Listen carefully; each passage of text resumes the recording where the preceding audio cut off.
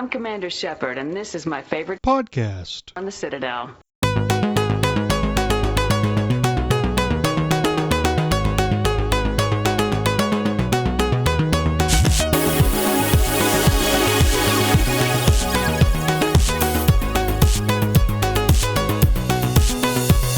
Hello, everyone. Welcome to Accidentally Casual, a podcast that's not crazy, we're just a tad bit strange. With me are, I am Tucker. I should probably start with that. From Talking About Games, and with me are my co-hosts, Scott from BioWare Babbling. What's up, nerds? And they're Seeker, the community manager on our Discord. Community manager. I have to say it because I like to be. We like to have fun here. I am the community manager. Yes, that's not supposed to be like some kind of like accent or anything. I just put some stars around it to make it sound a little sillier, so I can have more fun. No, you already have the British accent. I meant like the way Scott said it, in the way he was mimicking me. It's like, oh no, I'm not trying to do like an ethnic accent or anything. Please God, no, don't cancel me. I wasn't doing ethnic. I was just doing snooty patooty. Jesus. Okay, all right. I just wanted to make sure that was clear. Okay. Yep. Well, you already got the British accent, and we are likely going to be talking about the PlayStation thing during a majority of this podcast. But before we jump into that, I want to talk about something in the city here. Pigeons out here are insane. In the Discord, I posted a few videos that I was taking today as I was just walking around the city, and I was just surrounded by probably 50 or something pigeons. Yeah, I was just walking through them, and they didn't care at all. I remember you sent me a Snapchat of it, and God, there's so many of them. I think the only reason why they ran away was when, like, the couple that had the dogs ran There by. were some dogs that ran through it, and the thing is, the birds fly, and then they just immediately land right back. The pigeons out here are, I mean, even also just squirrels and rats and everything like that out here in the city, they will run up to you and, like, run into you, and they'll look at you like it was your fault, and they will fight you for that belief. While out in South Carolina, if you were within a mile of a deer, it would run away. It's just such a difference. Yeah. And it was just nuts to me. Today, there was just so many pigeons, and I'm still just so surprised at that. Either way, so the PS5 showcase, first one off the bat, opening the entire showcase, was the Knights of the Old Republic remake. Yes! Woo! And that is a timed exclusive. It's only a PlayStation thing, right? It's PlayStation, then Steam, and then I think after that it's opening up to all consoles. It's definitely timed exclusive. opening to Steam. I'm not 1000% sure about the Xbox stuff, but we will get more details on that later. They've also said the voice in the trailer is 100% Jennifer Hale, so she's confirmed back. I love how she announced this because she responded to it because one of the devs confirmed that it is her in the demo. So she posted a gif of someone in a teddy bear suit dancing to confirm that's her, which I loved because that woman is my hero. And they've confirmed it's a remake, not a remaster. So they're doing kind of from the ground up tweaks of it. Obviously, the degree of how much they're rewriting is going to only come to light much later.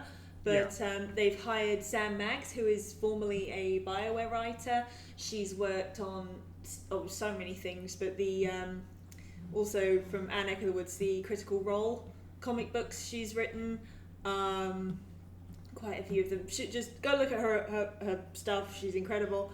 Did you do the Vox Machina comics? Yes. Oh, I have those. Yes. I'm reading them. Yes. And she's great. And she also has written Captain Marvel, the Fangirl's Guide to the Galaxy, My Little Pony comics. She's very varied and wonderful, and unfortunately, because she's a vocal, queer, female creator in the gaming industry. And they've put her in charge of writing a major game, especially a Star Wars game. All the usual suspects are coming out of the woodworks to harass her and the team, which is just insane, really. It's just a pain in the neck. So obviously, I think we can safely assume that none of the people who watch our show are doing this, but please fucking don't. Just stop. If you see people doing that shit, call them out. Because they're idiots. Oh, yeah. And she's gonna be great. Yeah, don't harass people, period. But yeah, no, don't do that type of shit. I mean, if we're not directly seeing anything that is an issue, then there's no, like, don't just have that negative assumption going into it. Like, Yeah. They're mostly mad about it because they like screenshotted her tweets and shit of her basically telling some fans who were butthurt about her. I forget even what they were even mad about. They were doing. She's like, "You're doing something wrong with." I think it was Star Wars or something. I don't know. Something she was working on, and she told them to die mad about it because they were mostly just complaining about like women or people of color existing or queer people existing. So she told them to die mad about it, which is amazing. And that's literally the entire basis of this whole harassment campaign. Ugh. That she wouldn't Lovely. Yeah. So please, if you do this shit, fucking stop. And get some therapy or something. Let me think. So, yep, we got KOTOR. That's great. Hopefully, as someone who's a massive fan of, because the second one, KOTOR 2, The Sith Lords, was always my favourite of the two, because it was made by Obsidian, so I'm not sure if they're going to encounter any issues about remaking that one, but who's to say that they can't pull some strings if the first one is really successful? So fingers crossed. Yeah. Is KOTOR, with the remake, is EA behind it as well? No, I don't. Because think it's so. seems to be BioWare, right? Because No. it's Aspire. And Aspire, let me just double check this because I did look this up. Yeah, I was about to say they're an indie developer, or if not an indie developer, they're a pretty small developer. Not quite. They're not quite indie because they've worked on Call of Duties and Sid Meier's Civilization and Borderlands and now Star Wars. Ooh, so. speaking What a did little they do? thing of Sid Meier's Civilization, I just got that Tucker, focus. yesterday on Focus the for a minute. Xbox because it was They- on sale. Like, the Civilization game has a major sale going on, so I got it, and I've never played the Civilization series, so I'm actually, like, kind of excited to give that a try.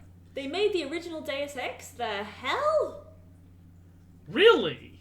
Holy. Hang on. This is a hell of a list of titles. Okay, they're I'm not just a. looking- Okay, never mind. They're not an indie developer. They're Tomb Raider 2, Tomb Raider 3, The Sims, Tomb Raider Last Revelation, American McGee's Alice. They worked Tony on Hawk's Sims as well? Are you sure Harry there's Potter and the no Sorcerer's EA Stone, isn't? Spider-Man, Tom Clancy's Ghost Recon, Blood Rain, Chamber of Secrets, Spy Hunter, Jedi Knight, Jedi Academy, Zoo Tycoon. I'm mostly just looking at games I've actually played. Yeah, I was Doom about to- 3. So, So how Call of much? Duty and do. wait, what did they do on these games? Yeah, I was about to say. It just Are says they- list of titles published. So Okay, so they're publishers, not developers on it. yeah, but I guess they're expanding. Are they publishing the KOTOR, or are They they seem to be making developing it? It's noted that these were the titles that were like ported by other people. They're also listed at the end, but it just seems to be in-house entirely. They also made a Ruby game, Stubbs the Zombie and Rebel Without a Pulse. With like Ruby, like Rooster Teeth? Yes. They also seem to have redone Jedi Knight Jedi Academy for Switch and PS4 recently, which was also done in-house. So Interesting. yeah, Okay. they've been working for some big peeps for a while. Yeah. They also did Layers of Fear, which I did not know. Jade Empire Special Man, Edition I have an for the issue with Android that game. and iOS. What, Layers of Fear? Layers of Fear Yeah. was good. Yeah, no, it is a good game. I'm bugged on an achievement. And it's like the one achievement I'm missing to get all of them in the game. And Of I've course that's the gotten it issue. multiple times. It was like to get all of the collectibles or something like that, but it's like bugged. And even though I've gotten all the collectibles twice. With, like, the narrative or the characters or some cerebral part. It's like, No, I got an achievement bug. I'm also you upset with the surprised? newest Modern No. Warfare game because I have gotten all of the achievements in that game, except for one where it is to beat all the Spec Op missions, and I have done that dozens of times, and it will not do it. And I've refreshed my account. Even when I got the Xbox Series X, like got an entirely new generation of console and reinstalled the game and tried going through that. It still didn't count the achievement. So I'm missing one from this perfection on it. And I'm looking at it like this little motherfucking They're bugged also based achievement. in Austin, Texas, which is not too far out of BioWare's usual neck in the woods. I know, at least US based. Yeah, I was about to say, no, BioWare Austin. Yeah, no, BioWare is based out of Austin. Like, Yeah. they're practically, they're probably neighbors. I wouldn't be surprised. Yeah. So there's that, and they seem to be in good hands. Yeah. All the creatives I've heard seem very much on board. Courtney Woods, who also worked on Mass Effect Andromeda, she did the entire. Oh god, I'm blanking on the planet name. The one with all the pirates. Treasure Island? What? I don't know. Oh, for fuck's sake, Tucker. If you're not going to be helpful, just... Well, okay, is it like name of a The planet that Reyes is on. That my Oh, love Reyes is on. I can't remember what it's called. Oh, But Kadara. Kadara, thank you. She wrote the storyline for Kadara, which so happens to be my favourite planet-based storyline in the whole game for me. Okay, you should have. I've also admittedly talked about- forgotten a lot about Andromeda. I was Yes, about to clearly. say. That's very ironic because I am wearing my Andromeda shirt right now. Because I was. I am wearing a Red Dead Redemption 2 shirt. No, I was about to say, like, Seeker, it would have helped a little bit if you were talking about Andromeda, just saying. She did mention Andromeda. I I'm the did one say that it. tangented with Yeah. Treasure Planet because I heard what's the thing with the pirates and there was silence, and the first thing that came to my mind was Pirate. Treasure Planet. The Pirate Planet. Treasure Planet? Yeah. Dude, Yeah, the that's Disney it. movie, was it Disney? The Yes. animated Disney Yes. Treasure Planet? That movie was phenomenal. Oh, yeah. You want to know something really rough? So Because is I love Atlantis Treasure and all Planet, those. and I love Treasure Planet, and there was going to be a sequel. They got all the original cast to agree to come back, and they had Willem Dafoe set to be the villain, and then Disney just cancelled it. It's just like, Why? why would you do this? Because, I don't know, like, someone did a really good video. I'll try and find it later, but they did a really great video explaining how bizarre it is that they basically took what was very clearly like a summer blockbuster movie and then released it at Christmas with really weird advertising to sort of highlight and to make it look as kind of only for kids as possible, which if you've actually seen the movie, it's actually very nuanced. I mean, it is a kid's movie, but it has some I know. adult themes. Oh, It's- yeah. I would say it's more of a family movie, and it's Yeah. very beloved by teenagers because the lead character goes through a lot of. God, it's angst it was specific just to such a good teenagers. movie. It Oh, is. yeah. And the little blob thing was so adorable. I wanted that. I wanted that so I badly believe in my life. It was Mole, yeah. He's so cute. I will always remember the line where, oh god, what is, the Silver. cyborg? Silver. When Silver is just like, when he's essentially threatens, the kid, like, hey, I'm gonna blow you to Kingdom Come, walks away, and then Mole just goes, Mole, your choice. No! And then, like, Mole runs away and he stomps off. Ugh. Beautiful delivery. Oh, it makes me cry every time. Just when you and when you cast off your sail, I hope I'm there, seeing the light shining off you that day. Like, who hasn't? What person who hasn't had like a complicated relationship with their dad not wanted someone to say that to them? The Oh, really yeah. big hug at the end is so good. And also, Emma Thompson as the Cat Lady Captain is the best thing ever. I will stop going on about Treasure Planet.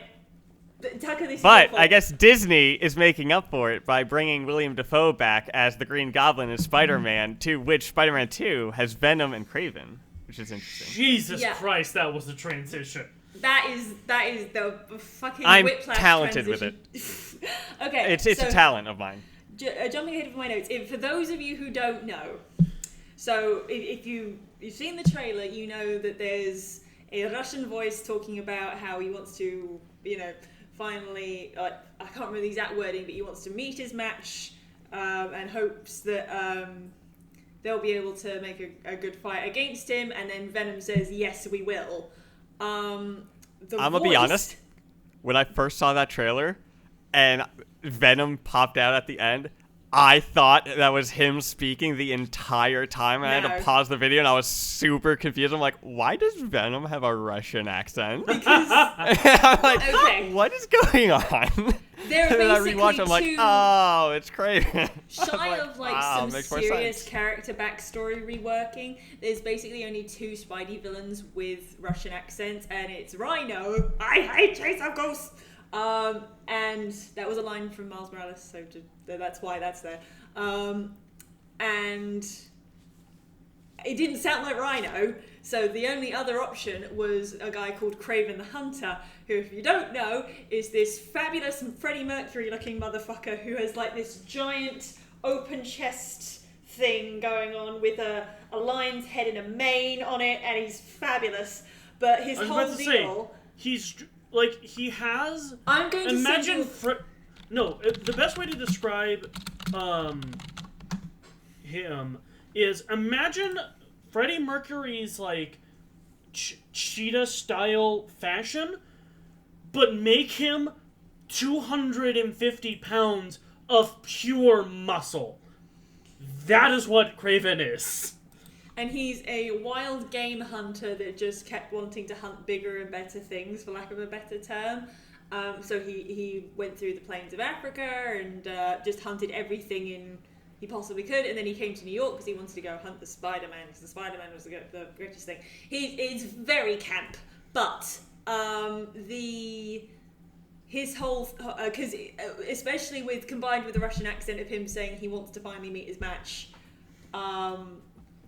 it could only be Kraven the Hunter. So they haven't confirmed it yet, but it can only be him. I have a sneaking... And the fact that Venom answers, "We will provide the fight." So I have a sneaking suspicion, because if you've played... Well, Venom Spidey is like PS4 two people. He is Eddie and Venom, so he's probably speaking like Tucker, two have you people. played Spidey PS4? The first, yeah. Did you play it all the way to the end? Yeah, Aunt May Did you died see, and everything. Did you see the post-credit sequence? Isn't the post credits where he Miles jumps upside down on That is one the? of them. There's another one. It's like an I MCU film. don't There's multiple. remember. Okay, basically, it's revealed that we assume future Green Goblin Norman Osborn has a vat that he's got Harry Osborn in, and he's being kept because Harry Osborn was revealed to be very seriously ill, seemingly terminally ill, and he's being kept alive by the symbiote. That was what was revealed at the end of Spidey PS4. That was the big hook going forward, because I remember playing through Spidey PS4, and there were only two characters that I could pick up, like, major Spidey characters. Everyone else I could find some kind of a reference to. Everyone but two. There was not a single trace up until that moment of Harry's got the symbiote in the tank of Venom. No reference to him at all, which was particularly weird because the Tom Hardy movie was about to come out, and people were saying, "Oh, where's the?" Because of course that's a game that comes with loads and loads and loads of optional suits you can unlock for Spidey, and there was no Venom suit, which is one of the most the most iconic Spidey suits of the lot, outside of His outfit. it's there's certainly like there's the a top standard three. one. Yeah. Oh yeah, for Yeah. sure. So the fact that it wasn't there was noticeable. And then, of course, you play to the end. It's like, oh, okay, that's the hook for the sequel. The sequel hook, if you will. And I think what happens is, due to some triggering incident, Harry Osborn gets loose with the Venom symbiote. Mm-hmm. Either he is the Venom in the trailer, and Eddie Brock never comes into it, because that's the thing I appreciate about Insomniac's writing of Spider-Man. They're not afraid to shake up the formula if it suits their story. They'll tweak something with like previously established backstory or something if it fits their narrative to make it stronger. That's why when Aunt May dies at the end, it's so much of a punch. And, you know, why there's things like, oh, MJ's an investigative reporter instead of a model actress. You know, it makes more sense for her to be that in the story she's in, rather than a model or an actress.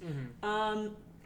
So, I think either from that point on, Harry will be in the Venom suit, and Norman will hire Kraven the Hunter to bring in this strange new creature, because he can't admit it's Harry for obvious reasons, because he's the mayor of New York, and you know, his political career will be over if his son is now a raging monster that he created. So he brings in Kraven the Hunter to track down and bring in this creature, quote unquote, alive, and Peter and Miles have to contend with that. And at some point, they're obviously going to have a confrontation with Venom. And I think at that point it's going to get onto... Because, of course, that now Insomniac, this is their third go-around, they always highlight a villain, and then that ends up being like essentially the Act 1 boss, and the bigger one is around the corner. So when Spidey PS4 came out, they did everything in their power to highlight Mr. Negative and all of the Sinister Six, bar Dr. Octopus. They did their best to hide Dr. Octopus, even though anyone who knows Spidey and his rogues gallery were 99% certain that the person that Peter is looking at the end of that trailer could only have been Doc Ock.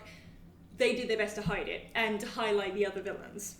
The fact that they're choosing to highlight Kraven the Hunter and Venom first leads me to think that the third act villain is going to be Miles, and it's going to be one of them gets the symbiote on them, and the other one has to fight the other Spider-Man. And I think one of the B storylines of Spidey 2... Okay, so one of the B storylines of Spidey 2, because we've seen Peter as Spidey being a mentor to Miles. I think also because Peter now has that kind of Iron Spider harness thing going on, with like the legs. Yeah. I think he because yes, he had a suit for that, but he didn't canonically make that quote. You know what I mean? So because they put it in the trailer, I think he had to have made that himself, and I think how he's made that himself is that he's taken over Otto's vision of he wants to use his talents for science to improve the world. So I think he's going to start up Parker Industries, which was a thing that happened in the comics. So he's going to have now a tech company that he can do that. So that's why he has those. And I think he's going to take on an intern, which is going to be Gwen Stacy. And the reason... Remember I said there was another character who never got mentioned? Remember I said there was another character who never got mentioned? Gwen Stacy. Gwen has no reference to her whatsoever. All And right. for such a sizable character... Really? Not even in Nope. like any of the Nope. backpacks or any of that stuff? None of them. I've 100%ed it. I've also seen my fiance 100% that game about 3 times. He loves it. And I love it too. But there is no mention of Gwen Stacy in the Insomniac universe at all. Which only leads me to think, especially with how popular she's now become as Spider-Gwen, in things like, Into the Spider-Verse, and the fact that Into the Spider-Verse kind of implies some chemistry with Miles. I don't think she has to be love interest. I would much rather her stand on her own 2 feet before they try and pair her off in a relationship. Mm-hmm. But I can agree with you. I think Peter will be her mentor as Peter Parker the scientist, and then through some reason she'll be exposed to the Spidey's powers in some capacity, and then she embraces being Spider-Woman, because in the end of Miles Morales, I forget exactly what he says, but he adds another rule that they want to follow as, their code of being Spider-Man. Now, what's the point of having a code that you agree on if you're not going to add more people to it? So I think Gwen is going to get introduced and is going to either get Spidey powers in the next game, and then the third one will end up being all 3 of them. But yes, I'm firmly stating now, I thoroughly believe that Gwen is going to get introduced in the next game. Yeah, I know one theory that I've seen is because, especially in Miles Morales, there's what is the, I think it's Latveria, the country that Doctor Doom controls. Yes, Latveria. Latveria. I know there's a company, like one of the companies that are one of the main antagonists in Miles Morales. It is like stationed. Yeah. They're based out of Latveria. Not really. They may mention they've got Latveria location, but yeah. Yeah. Latveria I think I know I did see a theory where they're talking like, and how essentially, and there was like other references to it as well, and they're thinking like the eventual big bad is going to be Doctor Doom. That would be awesome. Not gonna lie. Well, I feel like if they were to do Doctor Doom as a big bad, that would be not Spider-Man. It would be like. I mean, here's the thing, though. It depends on how. It all depends on how you write Doctor Doom, because if I feel like it would be a group game, like that, or it wouldn't be why I think Spider-Man specifically. Yeah, I feel it. Well, what? If only Insomniac had announced another Marvel hero game to expand their lineup of characters, especially villains that they could pull in. If only God of War Ragnarok. That silence makes me so happy. I want you both to know I that. could not have baited that worm on that hook more. I typically edit out silences. I am going to keep that. Hell, I might extend it. God damn it, Tucker! Why are you like this? I don't know. The image. But speaking of love interests, so God of War Ragnarok is bringing in Loki's mistress. No. So does that mean Kratos is going to have the birds and the bees talk with? No. Stop. Could you imagine that? No. Stop that right now. Listen, we're going back to the Marvel stuff. We're going back to Wolverine because my brain is going to break otherwise. Okay. So, the Insomniac, for those of you who don't know, also announced Insomniac. Are we sure that's a Wolverine game. movie, or Wolverine game, not like Edward Scissorhands being brought in? Oh, for fuck's sake, Tucker! Can we have an Edward Scissorhands skin for Wolverine? No. Yep. If it goes to Steam, I will mod that. Fine, oh god, why are you like this, Tucker? I was so excited for this. But look, so when like I said in the trailer, you see there's a bar with a load of bar patrons with getting absolute the shit beaten out of them, and I'm like, this is gonna be Wolverine, isn't it? And then I saw a cowboy hat with a plaid shirt sat at the bar. I was like, hey, Logan. Well, that could be. I'm not. I mean, at that point, that also could have been. God, who's the guy with the magic cards? Gambit. It could not have been Gambit. He's too hairy to be gets Gambit. in fights. He's too hairy to be Gambit. Gambit is not a rugged man, absolutely, but explosions. It would have looked. Seeker, one thing I do have to say, I love how you said they're all lying on the ground. assuming Oh, that They are were lying on the ceiling. Yeah, no, assuming that they're like, oh, they're alive. They're just knocked out. Oh, fine, they're Honey, all dead. Wolverine, They're all known, dead, known okay? for They're all knocking dead. We people all know they're unconscious and leaving it at that. I'm There's sorry. one dude who's alive who, after seeing his buddies get absolutely like carved up to shit, decides to go after Wolverine with a knife. Like, Yes, that's smart, I'm yeah. sure that's going to work out very well for you, mate. But there are a few I things never understood I that. noticed. That's like in Skyrim when you kill a dragon and you absorb part of its soul and you take 5 steps and a bandit's like, give me all your cash. Like, dude, are you serious? Okay, I just so absorb. here's a few things I noticed on the wall behind. Oh, well, sorry, it's in front of Logan because there's quite a few references there. The bar they're in is called the Princess Bar because, of course, Logan spends a lot of his time calling people princess when he's kind of, insulting them during a fight or something. Or even if he likes them, he'll call them. Just, you know. Yeah. It's his thing. If you look behind his head, it's kind of half blocked by his head, but there is a Madripoor poster.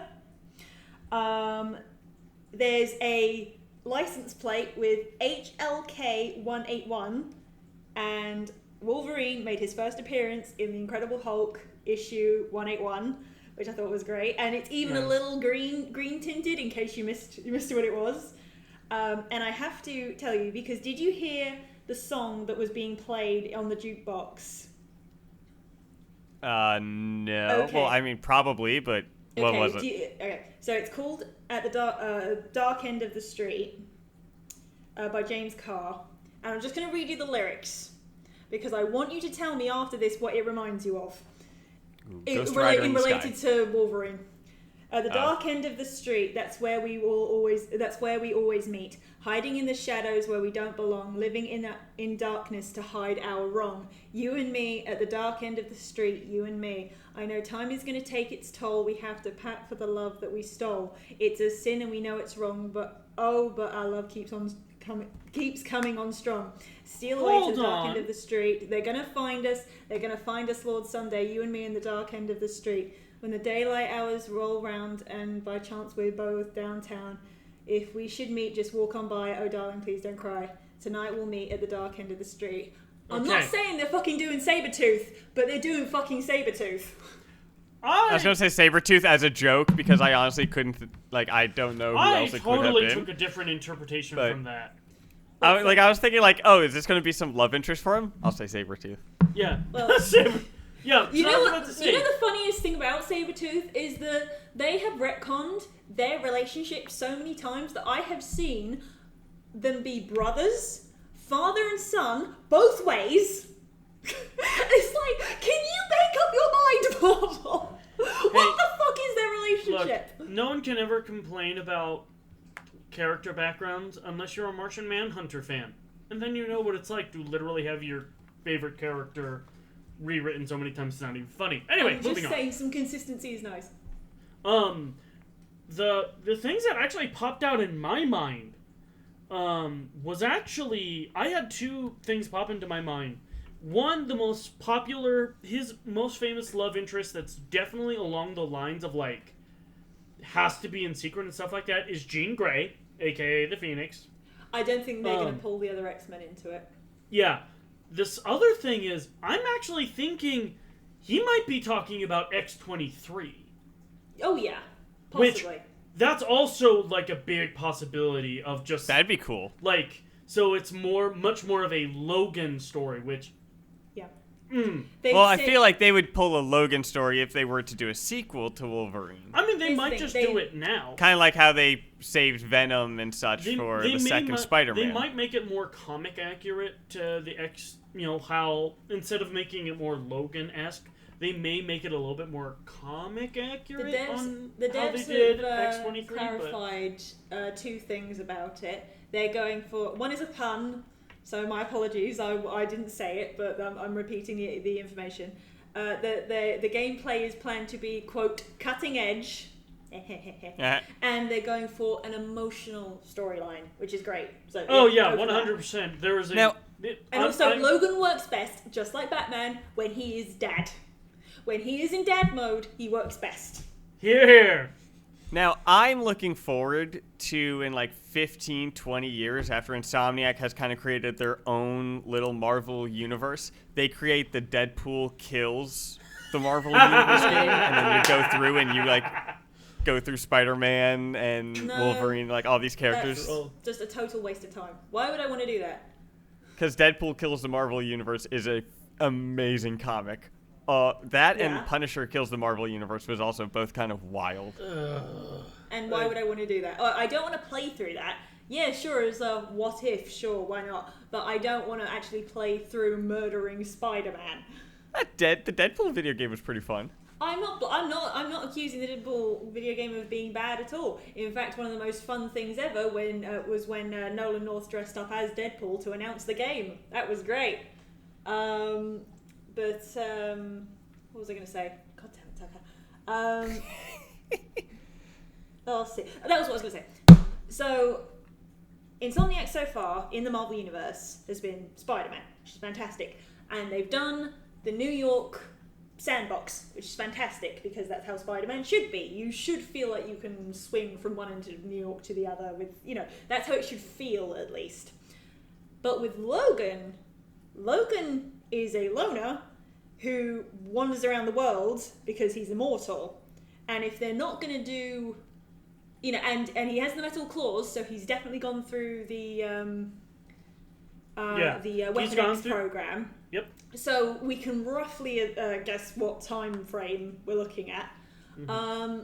But if Madripoor especially is a clue to, he's going to be going there, they could just have him go through more linear levels and do more focus-guided storyline of him sort of traversing the world doing Wolverine-y things, which would be cool. I think they might set it up very similar to The Last of Us, where the levels are linear, but there are multiple paths you can take on each level. And they could quite honestly use the same character model, too. Yeah.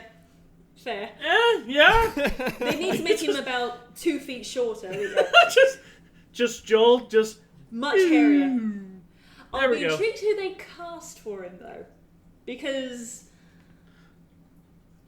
bear in mind, obviously, Yuri Lowenthal is fantastic as Peter Parker. Can't besmirch him at all. Mm-hmm. He really inhabits that character and he does a wonderful job. Naji. Oh god, Naji Jetta. I actually have an interesting idea. Who plays Miles is pretty much a newbie, so they could go for a new guy, or they could go for an industry veteran. I actually have who is okay, you know voice actors pretty well. The voice actor who did Zeb in Star Wars Rebels. I think that's Steve Bloom, and he has been the voice of Logan for yonks. Pretty much forever.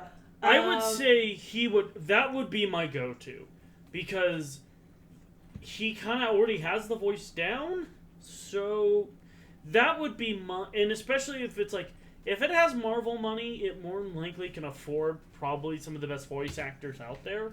Mm-hmm. They are going to choose the best person for the job. That is one thing that I think. Want to know something really funny that I found out today whilst talking about this with my fiance, that he hasn't seen Logan?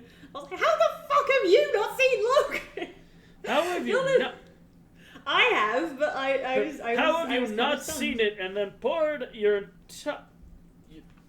cried your entire fucking heart out? Because God, that movie destroys you. Yeah, especially if you are dad. Oh God! Oh no! And it was another maybe one of those... Maybe he shouldn't watch it then, because I don't think he's gonna make it. I don't think your fiance's gonna make it. He's also of the when he sees Wolverine mostly reduced to he's just an angry rage monster man doing stuff, because Fox had that annoying thing of replacing him in storylines that he had no part in and made no sense to put him in Days of Future Past. But they did it anyway because Wolverine is popular, and they knew they could tell Hugh Jackman as Wolverine.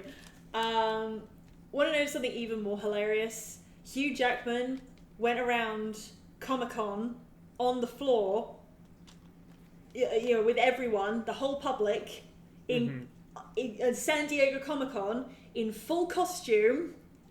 No one stopped him. One guy said, "You're too tall," and that was it. Wow. Can you imagine? Bear in mind, I know for a fact, like, Daniel Radcliffe has wandered around with a Spider-Man mask on and stopped for photos and things. Can you imagine being at that Comic-Con and finding that out, and you find you've got just a random Spider-Man guy on your phone, just be like, holy shit, I think I might have had a picture with Daniel Radcliffe, but I can't confirm it.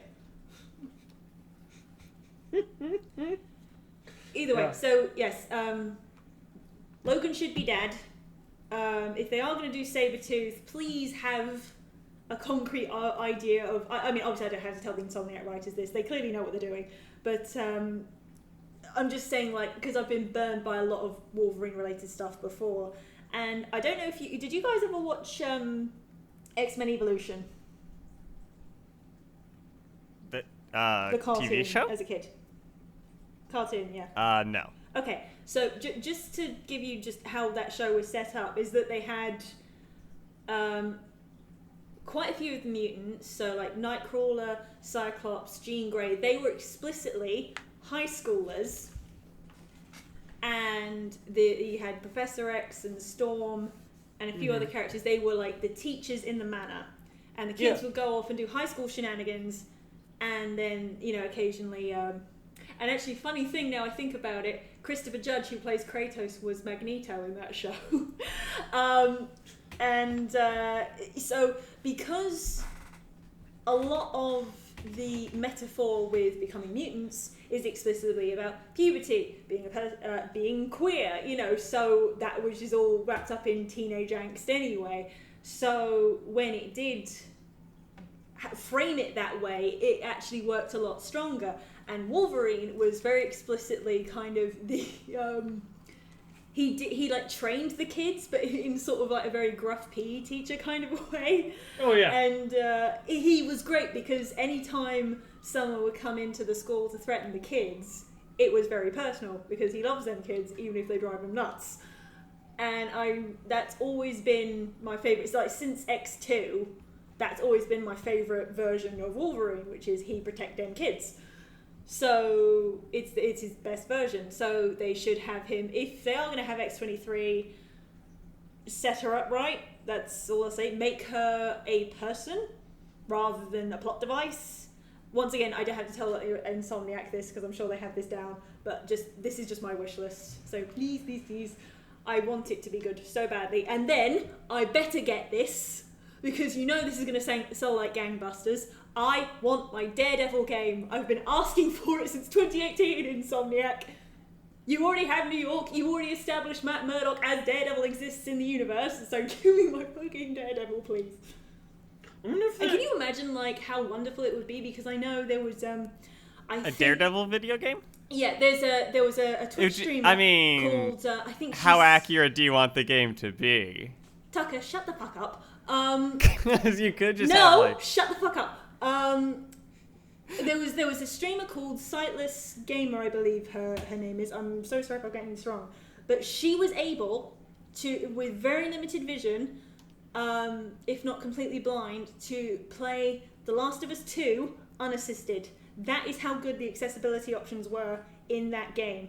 Now, if Daredevil becomes a game that it has such wonderfully made accessibility options that blind people can play through this game and still get, unassisted, that would be fucking fantastic. Oh yeah, absolutely. I mean, you would almost like that seems like one of those things where, I shit you not, it sounds like a PR nightmare if they don't. Yeah.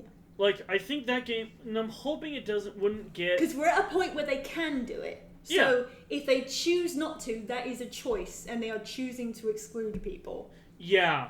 Whereas they could put the work in and open it up to a whole range of people, to which Daredevil, like, bear in mind, I remember seeing Stan Lee talking about how important Daredevil was, and how they got letters coming in saying, please, please, please, can you print Daredevil in Braille so blind people can read it? That's and awesome. They did. So, That's awesome. Yeah. So, like, Daredevil has always been a figurehead for the disabled community within within Marvel Comics. So I would not be surprised if they were to develop it, they are going in with like, okay, we are going to have a spot. Like, it's one thing for if The Last of Us does it, because Last of Us is, when they do that, one, there are very few developers that work on who really have the expertise and know-how to be able to do that. And it takes... I can't even begin to imagine... Also, just to note that, they are both PlayStation Studios, Naughty Dog and Insomniac.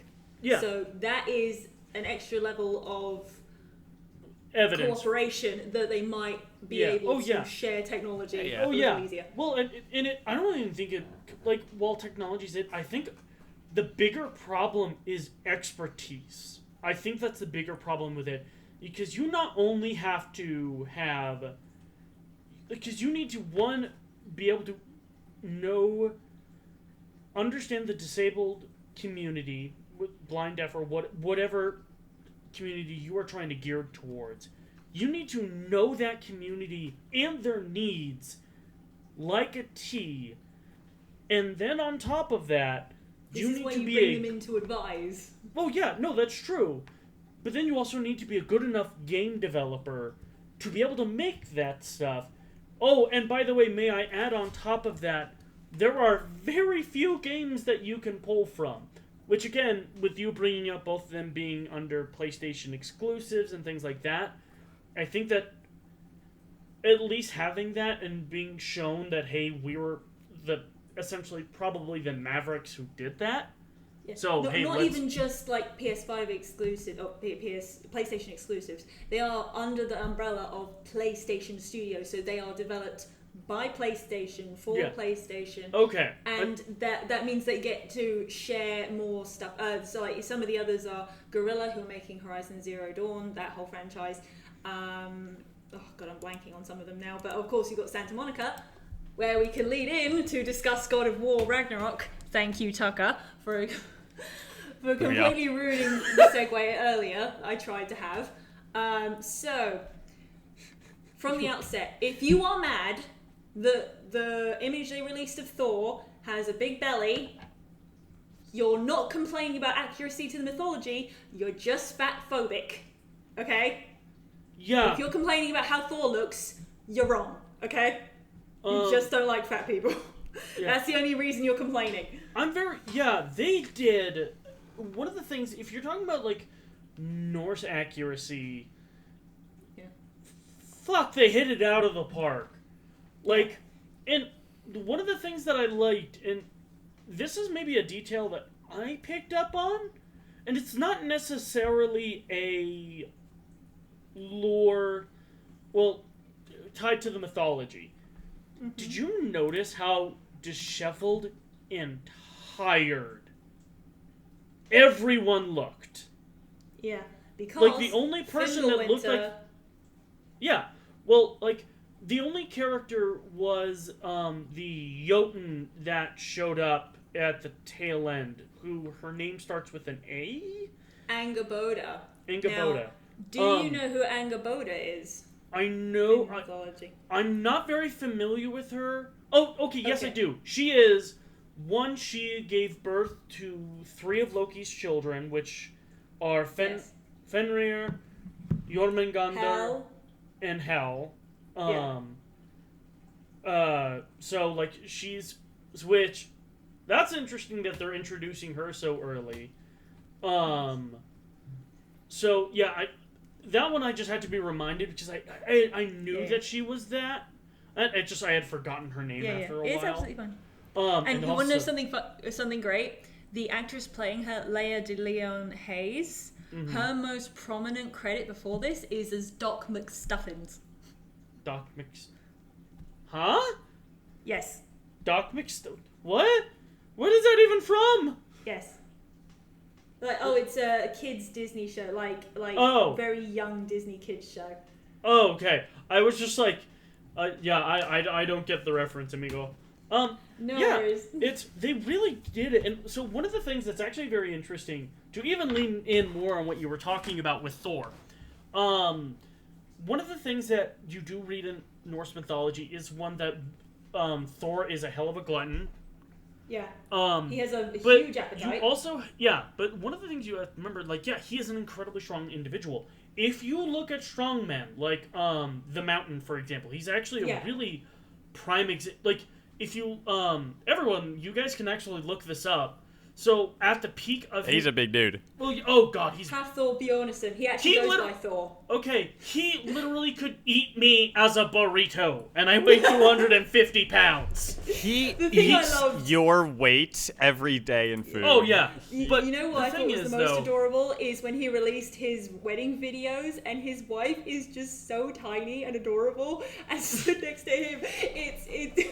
She might as well be marrying a giant. It's so sweet, and he loves his wife. And his dog is the smallest little dog I've ever seen in my life. Sorry, you continue. So, he is originally known for his strongman activities. If you look at images of him while at the peak of his game, he does have an extended belly. And the reason for that is because, yes, there is a layer of fat. When you're trying to build muscle, you kind of have to also gain fat in the process. But the thing is, his abdominal muscles and his obliques are so massive, they have to, they're going to extend. There's only, your abdomen muscles can only grow in one direction, and that's out. So that is actually complaining about that is this guy could probably bench press you with one arm if maybe extending to two if he needs some extra balance. No, he could do that one. Bench press isn't good enough. He could curl a standard person without even trying.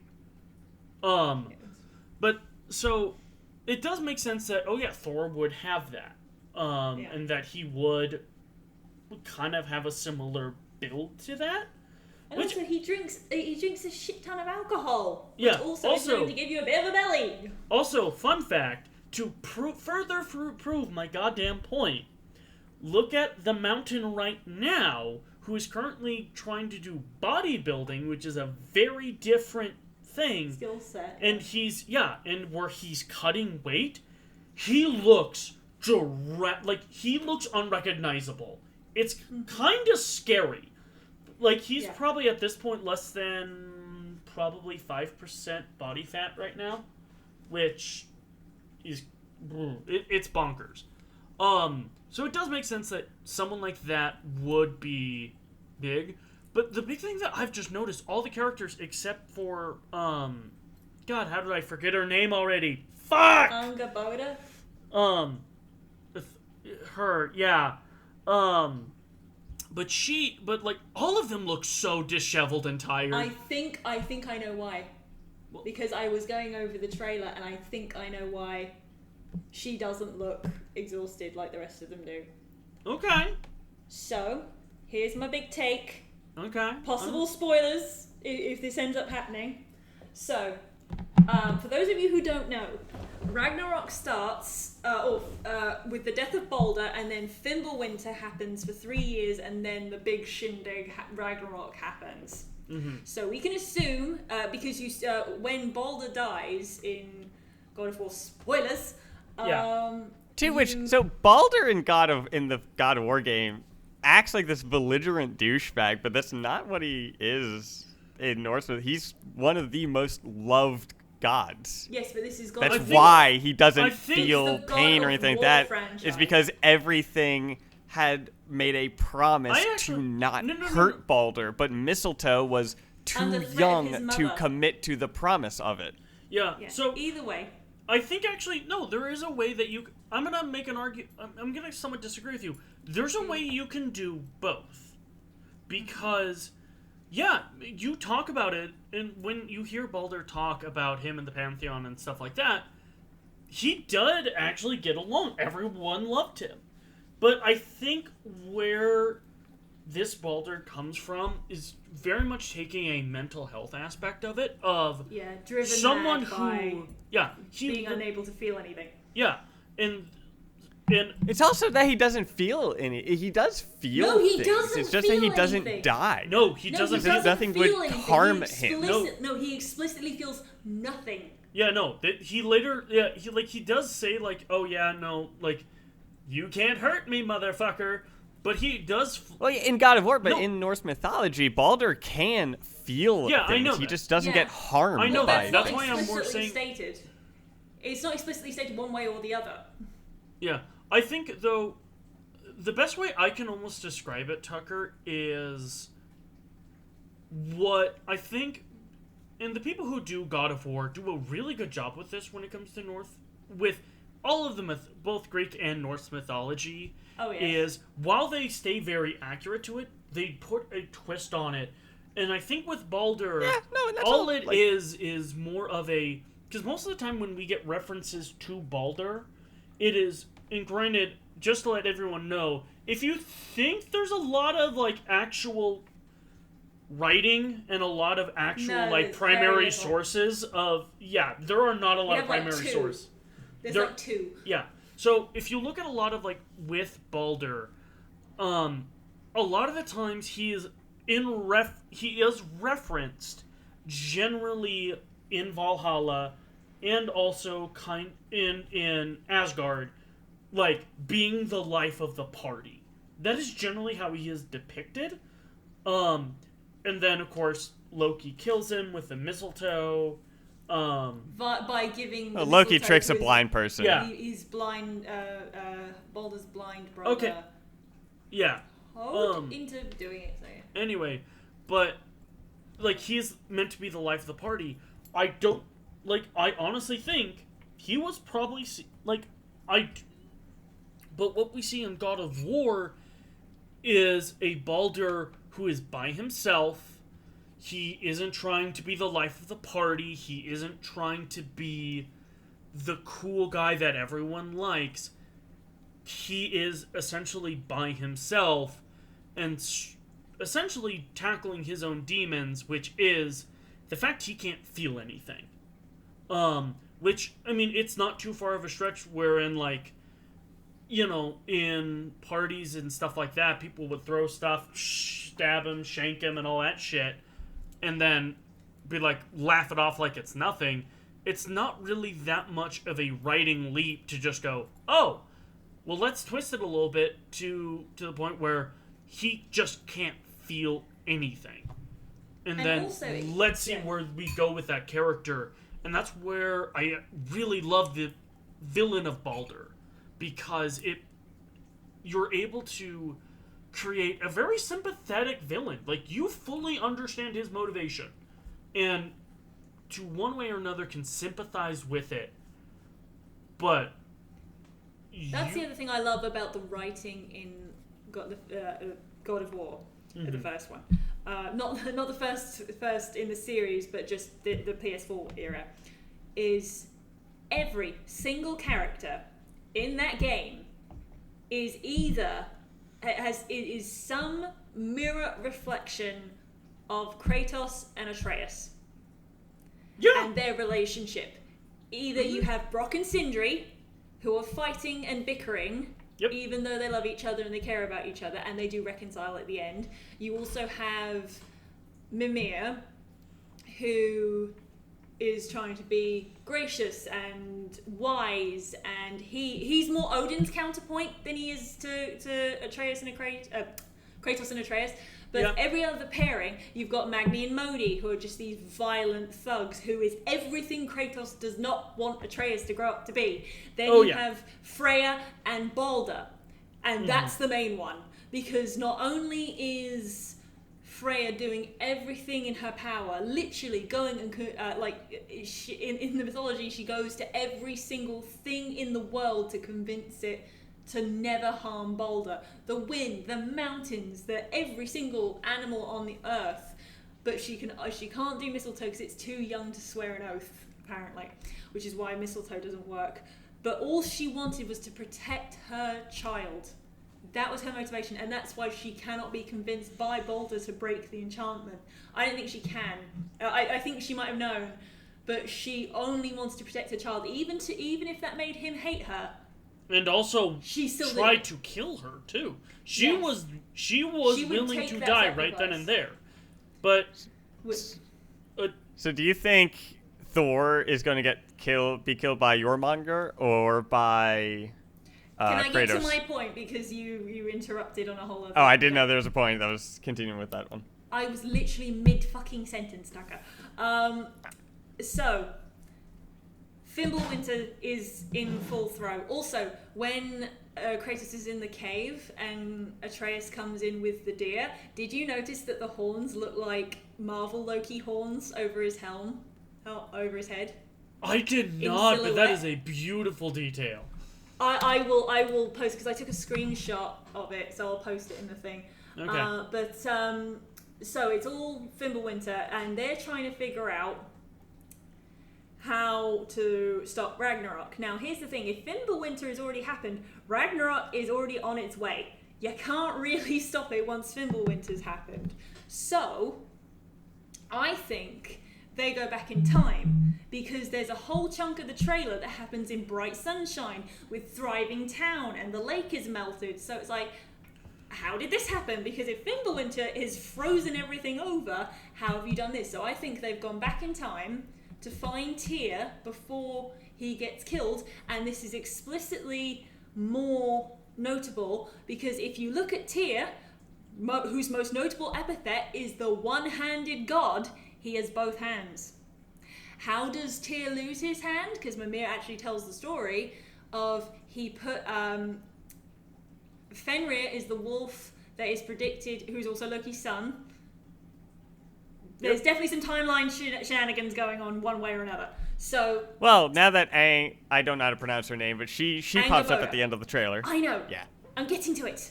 There's another thing with Angerboda that I need to bring up anyway. So, But I thought Tyr was still... I've played God of War only once, but I thought Tyr was missing. I didn't think he was dead. I thought Tyr went off to the other gods unknown, but I think to try to figure out, to solve a solution of what's going on in their pantheon. Yeah. Possibly. Either way, Which Tyr is kind of like a representation of undefined, Norse's version of Kratos. They can't track him Kratos. down in their present. They can't track him down in their present. So I think they go back in the past where they know where he is. That's why he's got both hands, because Tyr is the one that befriends the Fenrir wolf and raises it and feeds it. Yep. And there's a whole thing where the gods try to bind it because it is fated to kill Odin. And after several tries, Brock and Sindri, through a series of very magical ingredients, create this ribbon, this very thin binding. And if you look at what is around his arm, one of his wrists, it looks very similar to what is described as what Brock and Sindri made. And Fenrir is where's the wrong one? Sorry, yeah, there it is. Fenrir gets suspicious, so he's like, alright, you can bind me with that, but only if one of you puts your hand in my mouth so I can bite it off if you betray me. And the gods sort of like get a little nervous at this, but Tyr is the one who elects to put his hand in Fenrir's mouth. And when the binding holds, when he tries to get out of it, Fenrir bites his hand off. Yep. That is one of the most notable stories surrounding Tyr from the original mythology. So the fact that Tyr has both hands leads me to believe this is before that event. So also, okay. Angerboda. Well, time-wise, when does that event It's very supposed to nebulous take place? because the entire Ragnarok thing is a cycle anyway. So, because Yeah. explicitly also in God of War is that when Jormungandr fights Thor, which Mimir already knows is going to happen, everyone knows that's going to happen, that has been foretold, Jormungandr gets shaken off the world tree, Yggdrasil, and sent back in time, which is how he appears in the present of God of War.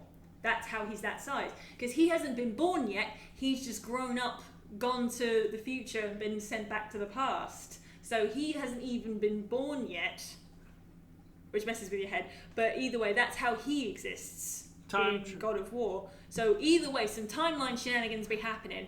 Also, Angerboda, the mother of Hel, Fenrir, and Jormungandr. Mm-hmm. Although we see that mural with what appears to be Jormungandr coming out of Atreus' mouth whilst he holds Kratos' dead corpse.